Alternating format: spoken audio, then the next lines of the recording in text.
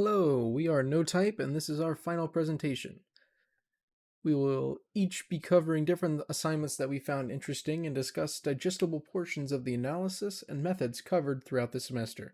So sit back and let's begin.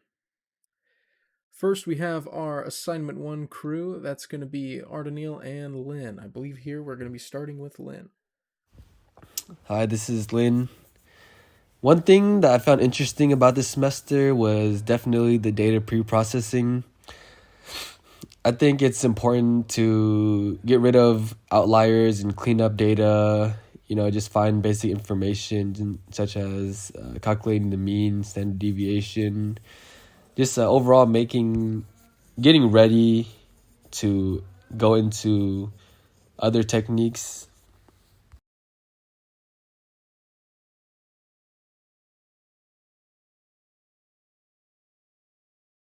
Following that up, we have Ardenil.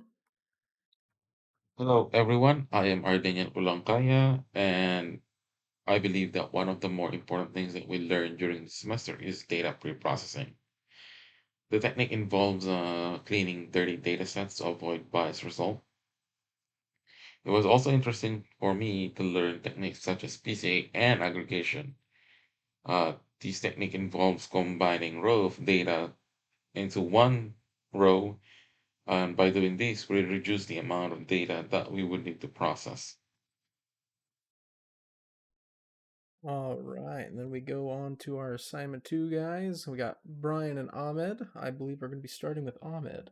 Hey guys, this is Ahmed, and my favorite part about this class was finding entropy. So, in a business scenario, if data scientists were able to create a high accuracy decision tree while ignoring certain attributes, it allowed the business owner more freedom to create designs knowing that this will have an impact on their sales.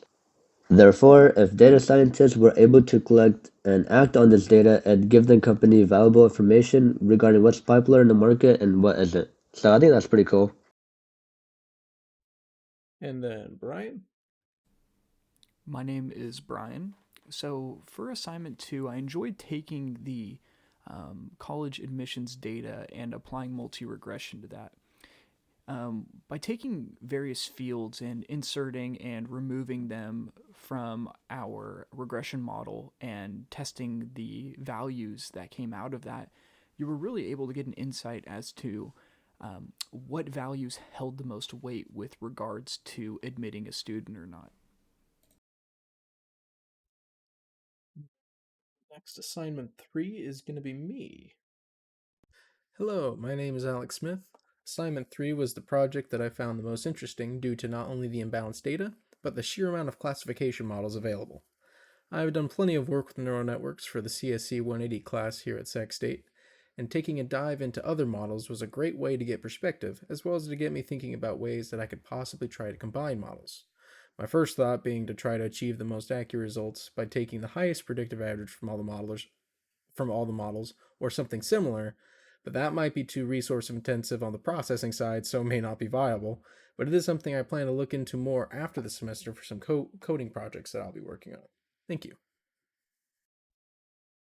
And then we have our assignment 4 fellas here. We got Matthew and Kevin, and I believe we're starting with Kevin.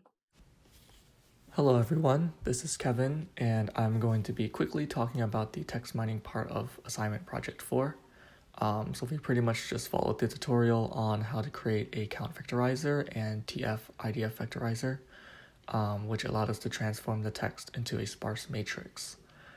One interesting thing that we also did was create a count vector from scratch, meaning we manually created a count dictionary and TF-IDF dictionary using our own functions and loops instead of using the vectorizer library. Both techniques provided the same result, but output differently, like we used percentages instead of the values 0 to 1. But yeah, that's all I have to say about text mining. Thank you. And then Matthew. One of the topics for assignment 4 was using cluster analysis with hierarchical sorting and k-means analysis. Most of my work for this assignment was helping on the k-means analysis of the dataset. K-means can help you get a better understanding of your data by creating groups of records that are similar to one another. Because the algorithm is able to analyze multiple dimensions at once and work with large amounts of data, it can find similarities and trends between records that aren't obvious at first glance. This can help you create actionable results with your data by identifying how different attributes can cluster.